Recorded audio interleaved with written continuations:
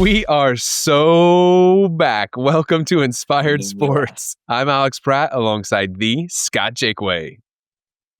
What is up, Alex? Hey, man. I am so excited for tonight's episode.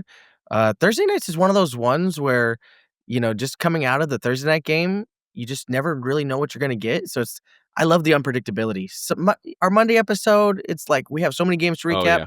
Thursday, let's just hit it. I just love it. Thursday, we start shooting from the hip. Crazy stuff happens. Yep. We just drive the train right off the rails. It gets wild. It's so much fun. And I'm going to be honest. I love the Thursday pod because if I were a listener, and I am a listener, but I love carrying it into the weekend because when I mow my lawn, I need a good podcast to listen to. So just a suggestion out there for any of you who don't live in Arizona like Scott and don't have rocks for your front and backyard. The rest of the country that has grass has to mow it. Well, that's true. I don't have any grass to mow. Not one single blade. Your life might be better. I have fake grass, but we don't have to mow that thing. Do you vacuum it? Do you vacuum your fake grass? No, I spray it down. I just take the hose and power wash it. It's great. I feel like you live in a foreign country. For those of you that don't know, Scott Jakeway lives in the greater Phoenix area. And I live just outside of Pensacola, Florida, and just outside of Mobile, Alabama, like right smack in the middle. So we call it Baldwin County. And we opposite sides of the country. That kind of makes it fun, kind of keeps it real. But you might. I mean, I've been to Phoenix many times. We've hung in Phoenix before, So oh yeah, I remember seeing all the people who have rocks for the front yard. So no offense, no offense. None taken. But for the rest of the people we that have to mow, listen to Inspire Sports. No, we literally paint our rocks green to make it look like grass. We don't do grass around here very often, so we're not into grass. It seems like a lot of work. It's really unnecessary. That's it. We're already off the rails. I said Thursdays get off the rails, and we are off the rails. But now we're diving in completely. We're diving into the trademark segment of Inspire Sports, which is Did That Just Happen? So, Scotty Jakeway, I have questions for you. Are you ready? Let's do it. This is my favorite part. Let's do it. All right, number one. I'm asking this question. It's kind of a follow-up to our pod earlier this week. And so, Scotty Jakeway, did Josh Allen just ascend to the top of the quarterback throne? I guess what I'm really asking, hold on. I'm asking you to rank the top 5 QBs in the league right now. Okay. And here's the premise, okay? A lot of people do this.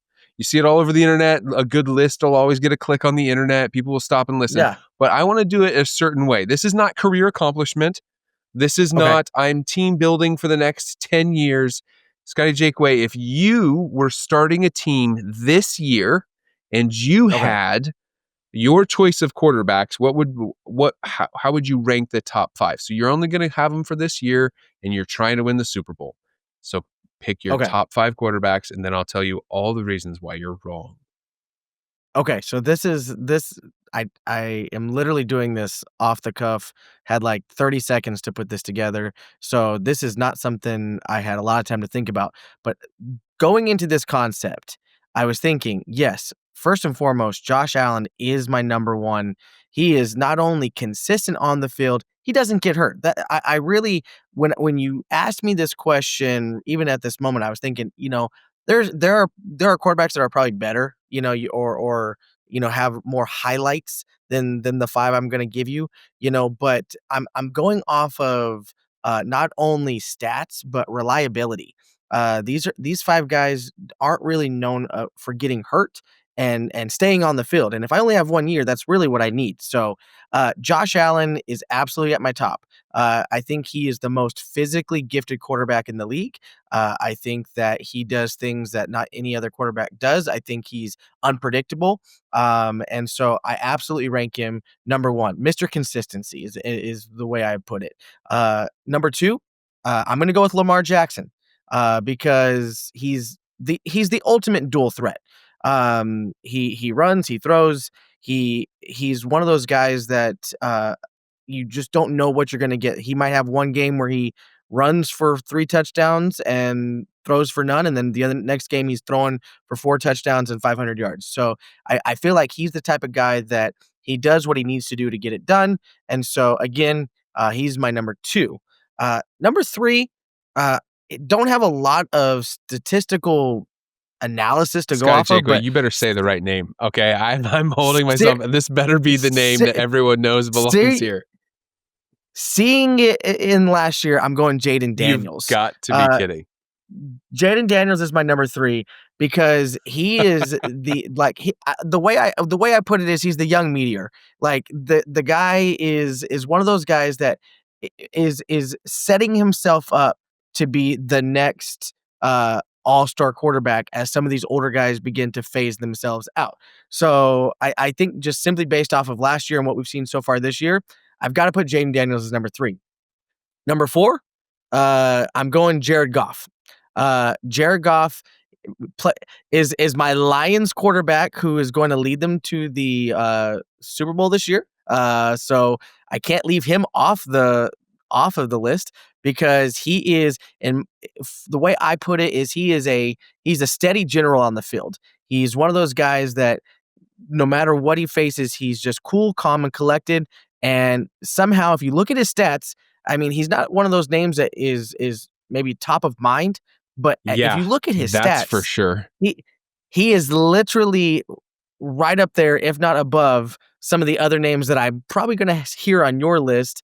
And number 5, uh, reigning quarterback of the Super Bowl, Philadelphia Eagles. I'm going Jalen Hurts as my number 5. He is a culture builder in Philly. He has taken the Eagles from kind of a laughing stock to a contender and obviously winning the Super Bowl. And I'm pretty sure, is someone that's going to be competing potentially again this year. So those are my number 5. So recap: Josh Allen, number 1, Lamar Jackson, number 2, Jaden Daniels, number 3, Jared Goff, number 4, and Jalen Hurts, number 5.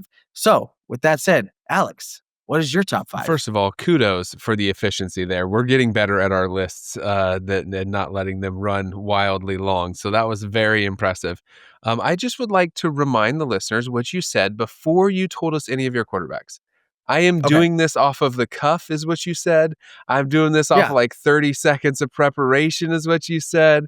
It's just coming from the heart. So yeah. Yeah. I think that shows a little bit when you leave the 3-time Super Bowl champion, 2-time league MVP, 3-time Super Bowl MVP, Patrick Mahomes Wait. off the list completely. Timeout. I believe you're also forgetting the 0-2 Patrick Mahomes. I'm pretty sure. You're right. You're right. Lamar and Josh Allen and Jaden Daniels and Jared Goff, they've never lost 2 games in a row. That is an abomination. I can't. You're right. The number of quarterbacks in the league that have never lost 2 in a row is amazing. It's 0. Okay, rough start. Injured players. You're just trying to get me off my mark here. Let's get back to my list. Okay. The Okay. proper list. That was the list that was like written in crayon. Okay, that's how serious your list was. My list is it's etched in stone because it's so great. And at the top of that list, in his own tier, without anyone else, is obviously Patrick Mahomes. You and I talked a little about this in preparation for the show, that we're not going to get deep into stats on all of these guys because truthfully, you can make stats say whatever you want. That this was more about the kind of quarterback that you want, the one that you have the most confidence in. You've got one season to win a Super Bowl. What quarterback do you want to get you there? And really, with Patrick Mahomes, all I have to do is look back not to last year, but the year before when they did win the Super Bowl and he went on the road into Lamar's house and beat Lamar. And he went on the road into Josh Allen's house and beat Josh Allen. And then he went on to win the Super Bowl and win Super Bowl MVP, by the way. So everyone else, wild talent. You're totally right. Josh Allen can do things Patrick Mahomes can't. Lamar Jackson can do things Patrick Mahomes can't, but neither of them can beat him in the playoffs. And until they do, they are second-class QBs. Patrick Mahomes, number 1. Number 2 on my list is that Josh Allen, defending MVP. We watched him tonight. He's really, honestly, he makes a lot of things look easy. And I thought we would see a dip in his play because I don't think they've given him great weapons, but man, is he getting the most out of them. So he's got Dalton Kincaid at tight end. He's got Khalil Shakur at wide receiver. And you're like, those are good players, but he doesn't have the marquee names. That Stephon Diggs is gone, and he is still producing and even at a higher level. So much respect to Josh Allen. And I loved what you had to say. He is super consistent, which is kind of crazy because he started his career as being very inconsistent. Third on the list for me is Lamar because he's the video game quarterback, right? Like if you heard a stat line that was like 6 touchdowns, 300 yards, and 120 yards rushing, and you're like, who do you think did that? Who do you think put up that? Like, and no one's going to go, well, that was Patrick Mahomes. Well, that was Joe Flacco. No, they're all going to go, it had to be Lamar, right? So respect, wild talent, doesn't get the credit he deserves as a passer. Number 4 on the list. Are you ready? I'm Look waiting no on the edge of my further seat. than over my left shoulder. Baker Mayfield. And I'm going to keep this super short because I got my Baker Mayfield rant in earlier this week. But over the last 3 seasons, 2.5 seasons, his time in Tampa Bay, you've finally seen who Baker Mayfield really is and why he was taken as a number 1 overall pick. Why he was so dominant at Oklahoma. And it's because he has the arm talent. He has the precision. He has the power. He has the processing ability. So he is leading a team right now that it's beat up all along the offensive line and they're still winning games. Baker has 2 fourth quarter comebacks already in his 2 wins this season. So if it's a playoff game, pressure's on, I'm all in. Baker's my guy. And number 5, lastly, I don't even like this pick. I don't like saying it. I just have to admit it. It's Jalen Hurts. It's Jalen Hurts because other than Patrick Mahomes, I can make a case that he's the most playoff clutch quarterback in the league right now. And so I there's really no arguing with it. His passing skills, he's like a poor man's Lamar. He's more of a power runner than a speed runner. He doesn't have the passing ability of Lamar, and he doesn't have the upside of Jaden Daniels, like you've mentioned. But that's my 5th. Here's the thing, Alex. I like your list. I think your list could be, you can make an argument that your top 5 versus my top 5 is different, but it's really not. I mean, we both had Lamar Jackson, Josh Allen, and Jalen Hurts. Obviously, I'm not picking Baker Mayfield. I've got Well, I'm Jared sorry, Goff. obviously. And I don't know. obviously, I made it very obvious as to why you should pick him. You picked Jared Goff. yeah, I picked Jared Goff because Jared Goff has been a consistent general on the field. Baker Mayfield's had a couple good years. I mean, I don't even know overall, what to do with this information. 6 out of 8 years, whatever. But and then you had Patrick Mahomes, no shocker there. And I added Jaden Daniels because he's the up and coming perennial quarterback.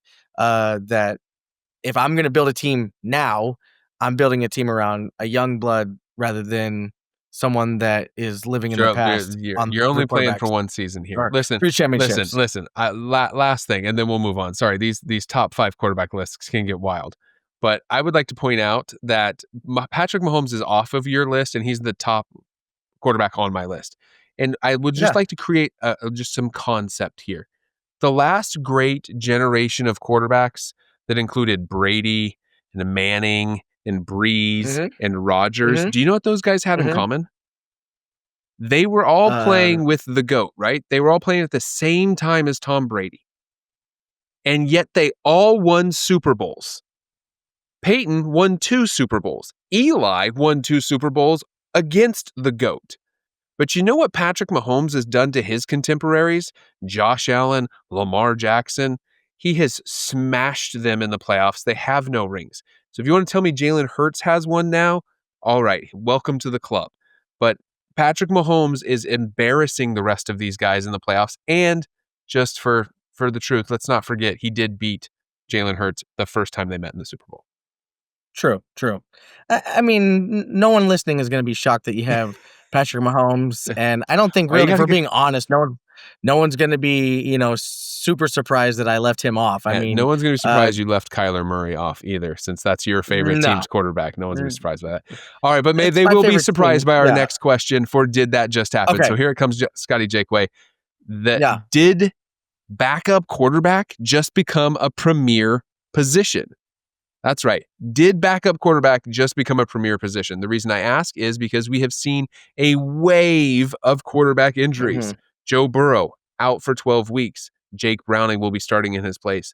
Brock Purdy already out. Mac Jones has already made a start in his place.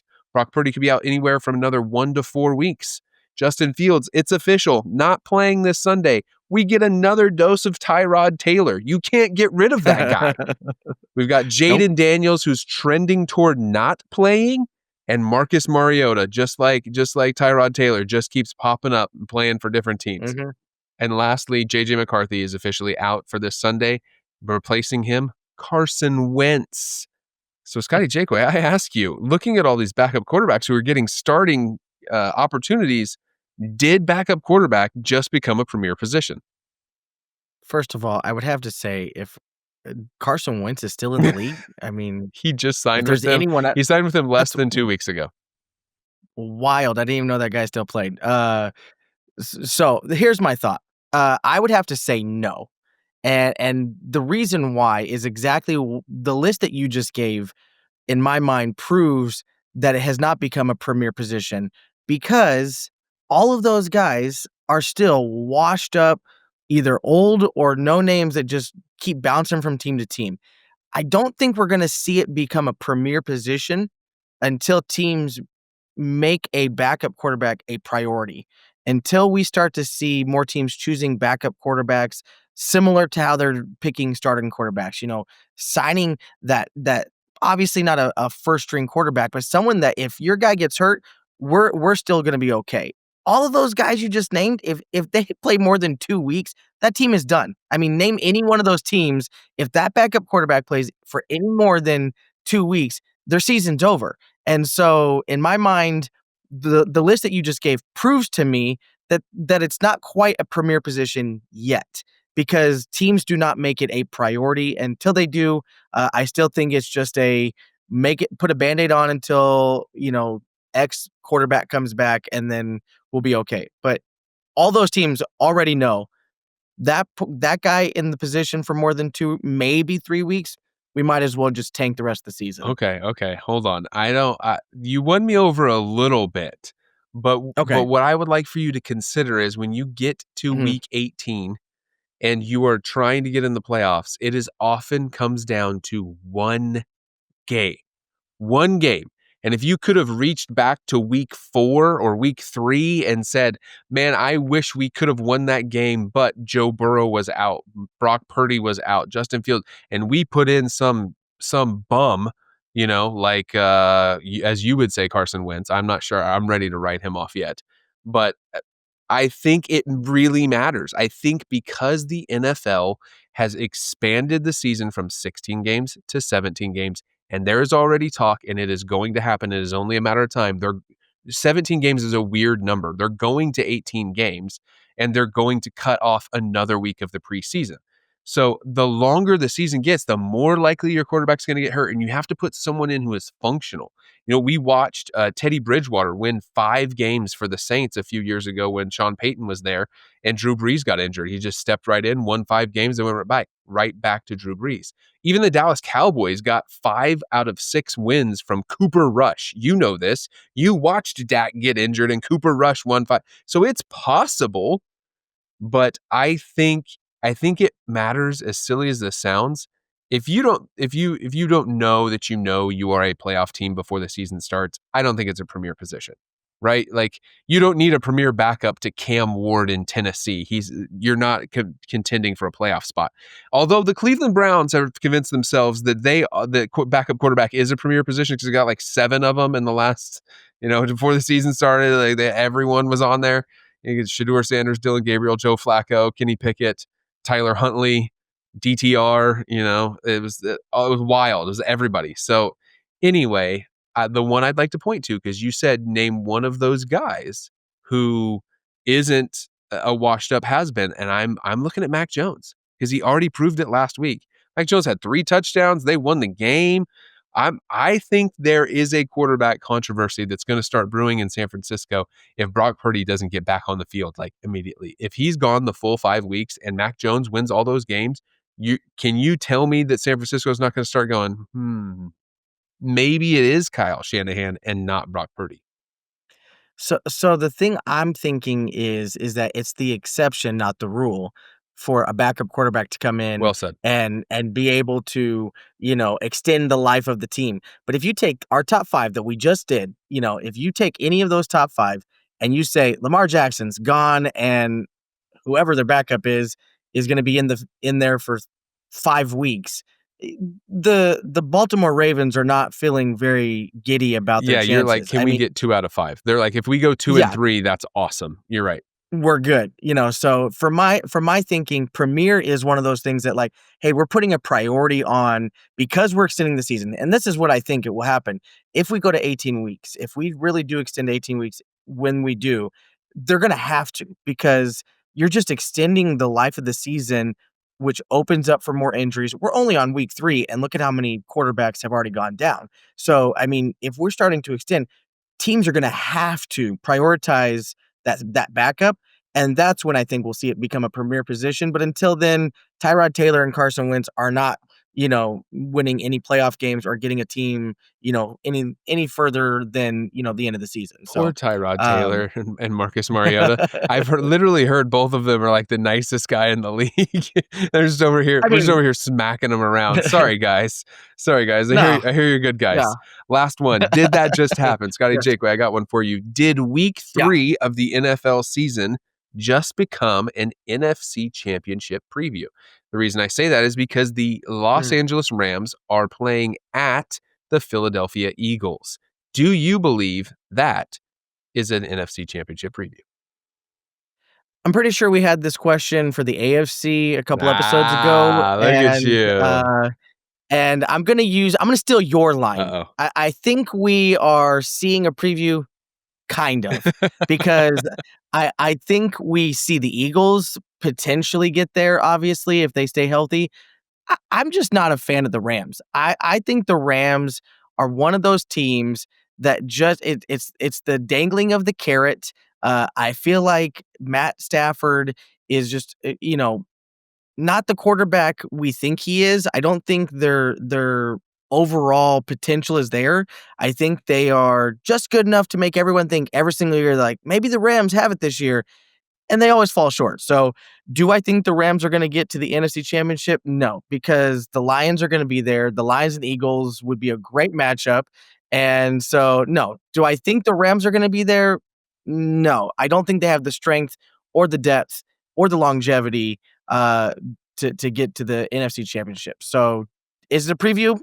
Kind of, for the Eagles. Just out of curiosity, is Dan Campbell standing next to you off camera right now making you say things? Because Dan Campbell's a very scary man. He's a very large man. Blink He twice. he likes he likes to bite kneecaps. So Jake, if you're in trouble, just blink twice for everyone to know. We'll come save you. No. This Lions love that's come out of you is shocking me because Jared Goff ain't it. Okay, so I'm gonna answer the question. I do not think it is an NFC Championship preview for the same reason that you do, because we both believe there's a different team coming out of the NFC. For you, it's the Lions. For me, it is the Tampa Bay Buccaneers. Though they have experienced some trouble on the offensive line, I do believe that they will find a way to put that together, patchwork style, and make a run in the playoffs. But the question is, do I see them facing the Rams or the Eagles? And that answer is the Rams. You just went off on the Rams, and I don't see anything you see. I see Matthew Stafford, if he is healthy. It's wild to say. If yes, that's a big if. I'll give you that. But if he is healthy, there's a real conversation to be had that he is still the best overall quarterback in the NFC. Like, he didn't make our lists, I think probably because both of us don't think he's going to be healthy for a full season in our top 5 rankings. But if he is, that guy, last year, these two teams faced off just last year in the divisional round. Do you remember the snow game? Matthew Stafford threw for 324 yards, 2 touchdowns. Like, in the snow, the guy did that. He goes into Philly from living in LA where it's 72 degrees every day exactly. And he goes into Philadelphia and he's at 4th and 11 from the Philly 22. And if he finishes off that drive, they're going to win the game. They end up losing 28-22. So we have seen this matchup in the playoffs, just not in the NFC Championship. And I believe that we will see the Rams in the NFC Championship. It'll just be the Buccaneers that they're facing. Let me ask you this. Since Dan Campbell is standing off camera on my side, is Baker Mayfield promising you like the keys to the stadium? Like, do you remember those old Progressive commercials where he had, exactly when he lived exactly. when he was in Cleveland, he lived in the stadium? Yes, exactly. Raymond James Stadium. He's like, hey, listen, you can come hang out anytime you want. That's kind of how I feel. But that's different though, because he and I are just like homeboys. You are being threatened by a man who is very large and intimidating, and I'm just taking Baker Mayfield up on a nice offer. I mean, after last week's stomping of the Bears, I feel like the Lions have reignited the approval of what everything I'm saying is. It's not just Dan Campbell off on the side of the screen. I mean, they absolutely murdered the Bears. And so, speaking of which, that's how I want to transition into our next segment. Is a high quality segue for all of you listeners out there. That is a podcast professional segue. Speaking of those Chicago Bears, sorry, go for it. Speaking of the Bears, I want to move into a segment that we like to call, Alex, hit me with it. Don't be that guy. I love it. I can't duplicate the way you do that. But here's the thing. I've got one for you, and I think you may have one for me. But my don't be that guy is a little friend. Me and him have become nice and cozy this season. We have had him. His name has come out of my mouth way more than I anticipated at the beginning of the season. But don't be that guy. I'm hitting you with Caleb Williams. Let me set it up for you, okay? Because I don't want to just be looked at as the Caleb Williams hater. But this is I want to set this up. Caleb Williams as much as I love Baker Mayfield. So let's just put that out there. That's no secret. So, but let me explain. And I've got statistics to back it up. But he said this back in April of 2024. So we're rewinding a year and a half ago. He told the incoming punter Tory Taylor. He said, and I quote, "You're not going to have to punt too much here." And that may have been a nice, sweet, warm sentiment at that time. But now Tory. Blah, blah, blah. Now Tory Taylor has punted. Do you have any guesses? I'm guessing a good amount. Times. Yeah, 92 times. Which is, wait, hold on, 92 times since when? Since then, April of 2024. 92 times.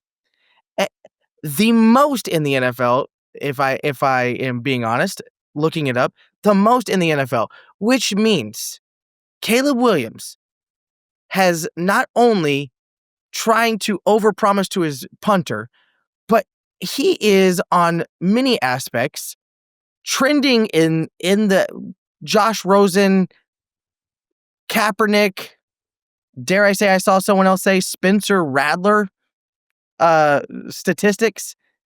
The man is all talk and no performance. He is, as us dog owners say, all bark, no bite. He is. I looked it up.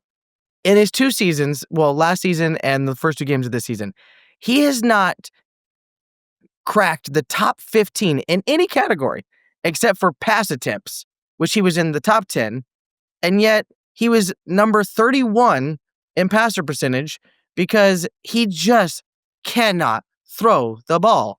And if you're going to be a quarterback that gets paid millions of dollars and is potentially a team, we're resurging the Bears, you cannot be that guy. So for all of those out there that think I'm just hating on Caleb Williams, don't be that guy. This, first of all, well done.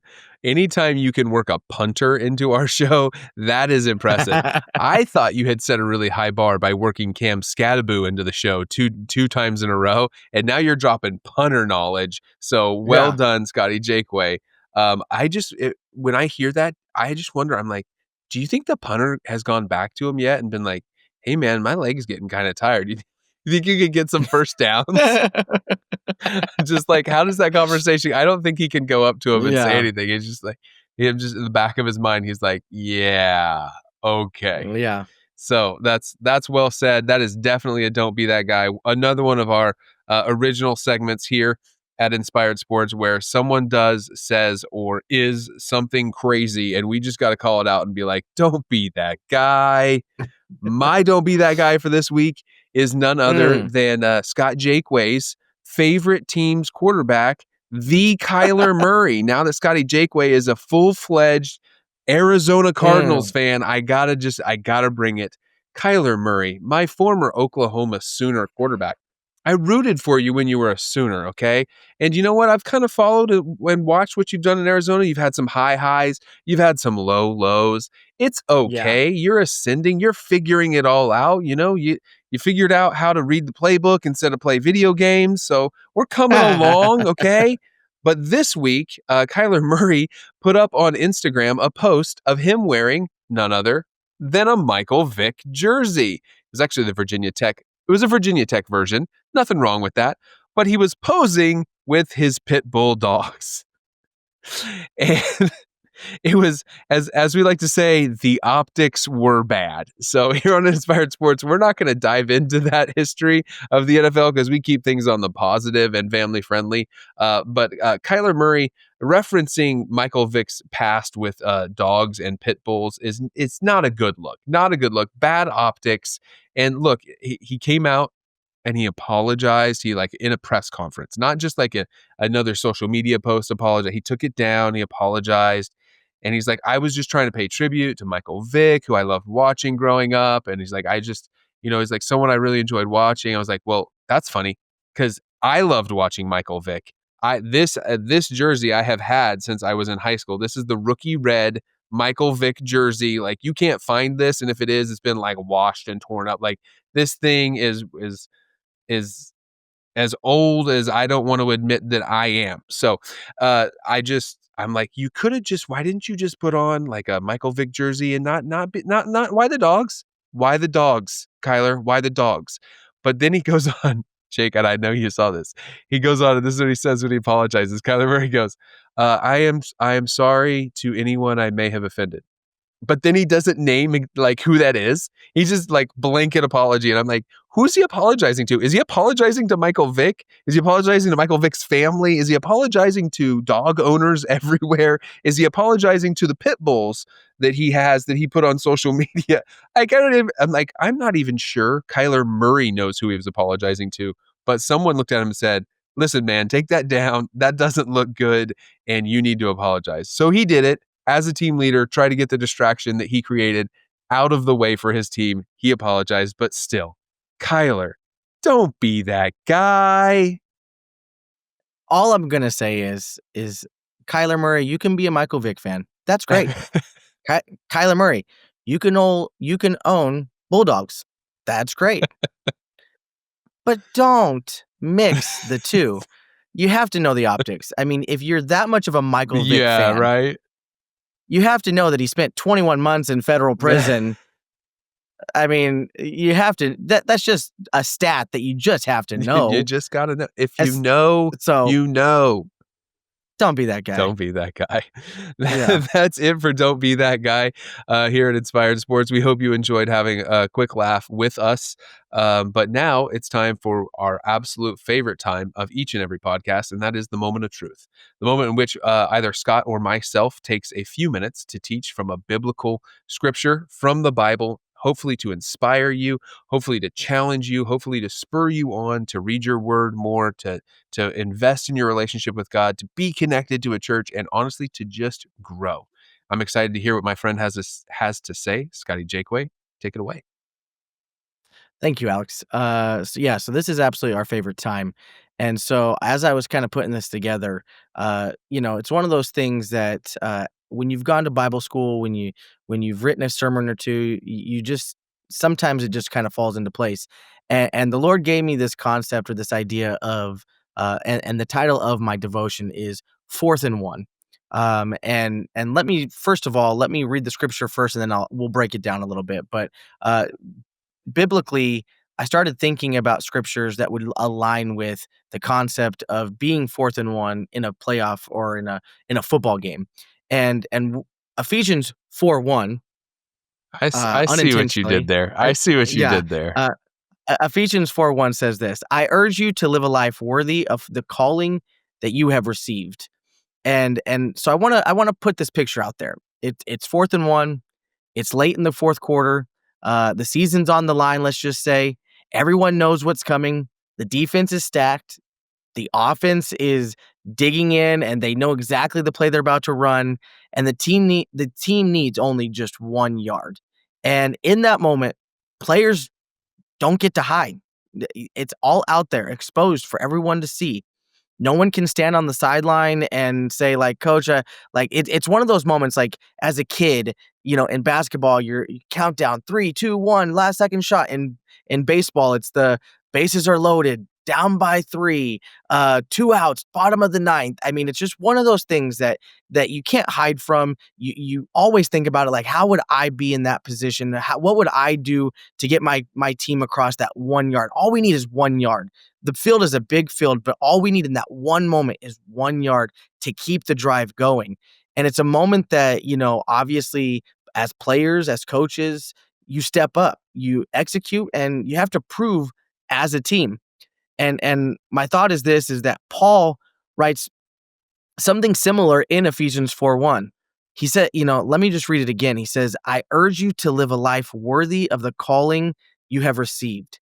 He's reminding us that when it's crunch time in life, when we can't sit back. When God has called us, it's now time to step up. And so I've written down 3 different thoughts to go along with this. And the first one is this: the calling is serious. Paul doesn't treat the calling like a suggestion. He says, "I urge you." The word literally is urgency. It's something that he is bringing high importance to. He's not talking to just pastors or missionaries, but to every believer. So if you belong to Jesus, you have to understand that you have a calling. Just like on a football team. We're not just talking when it's 4th and 1 especially, but even in other moments. We don't just we're not just talking to the quarterback or the running back or the receiver. We're talking to the lineman. We're talking to the free safeties on defense.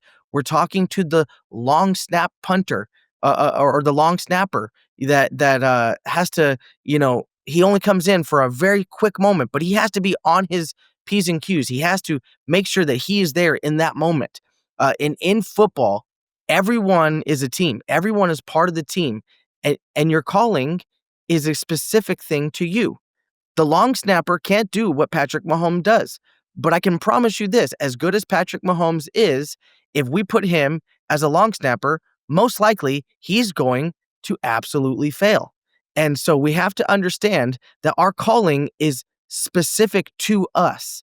We have to understand that we are called for a specific purpose. And so we have to realize that as a team, we're collectively moving the ball down the field. As Christians, our job is to not look and say, well, it's my pastor's job to witness to the people. It's my pastor's job to do the altar call. It's my worship leader's job to lead people into worship. It's the missionaries that we support's job to go out and spread the gospel. That's our job too. We are all part of the same team, and we have to take that calling seriously. The second thing I wrote down is we are worthy of the jersey. I thought about this. I said, think about it, what it means when a player puts on the jersey. I remember playing as a basketball player, as a football player, and I remember the importance of putting that jersey on. It was something special. It was something that you had to realize that I was selected. I was chosen to wear this jersey. That jersey represents not just you, but it represents the program. It represents your teammates. It represents the fans. It represents the community around you. And you don't just play for yourself, you play for something bigger. And as Christians, when it's 4th and 1, when we are on that moment of what are you going to do in that specific moment, we have to understand that we are not just playing for ourselves. Paul says, live a life worthy of the calling. That's like saying, don't forget what jersey you wear. Don't forget what community you're a part of. We said it all the time as players. We're not playing for the name on the back of the jersey. We're playing for the name on the front of the jersey. As followers of Jesus, we carry his name in everything we do. Wherever we go, school, work, family hangouts, when maybe there's not a lot of people around to judge you or to call you on accountability, you're representing Christ. And we have to always remember that when we're at the grocery store, when we're driving on the freeway and someone cuts us off, we have to remember that what team and what jersey we wear. Just like sloppy play hurts a team, careless living hurts our witness. And when people watch us, the question is do they see Jesus?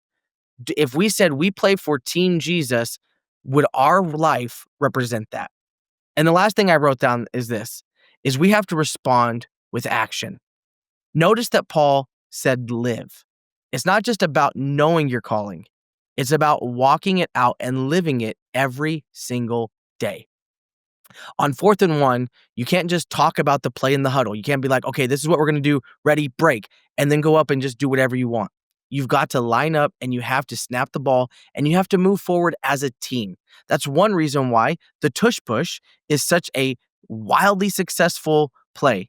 It's because they all work together collectively as the team. Even though Jalen Hurts many times is the one that's getting the ball across that 1 yard that they need, it's the team that pushes him across that line.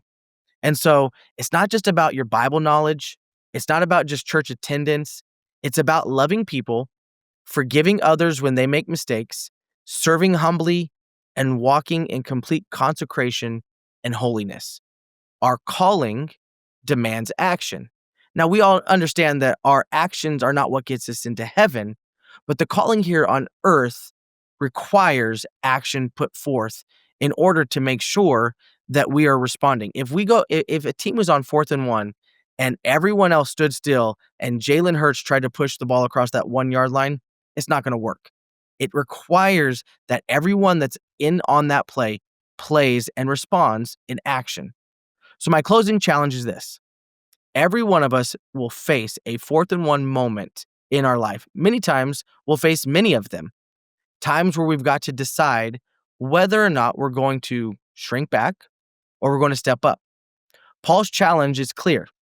He says, live a life worthy of the calling. So my challenge is this: put on God's jersey this week. Go out there and demand that you put action to your faith, step up on the line, and give it everything that you've got. Come on. Scott Jaco, you got me ready. Like, I'm just ready. If it weren't so late at night, maybe I will anyway. I'm ready to run outside and just find whoever's out there and start telling them about the love of God. That's incredible. Thank you so much for sharing that. It's a wonderful reminder. And you not only reminded us of the importance of the call, but you laid out exactly how to do it. Man, there was so much in there. I want to encourage our listeners to listen to that again. Skip the sports talk the second time. You heard us be funny and have fun. Listen to that devotion again later this week. It will bless you, and you will hear things that the first time maybe didn't click. The second time, the Holy Spirit grabs them and just pulls them out of you, and you realize that there's something there that you need to grab onto and you need to apply to your life. Scotty Jakely, what an incredible job.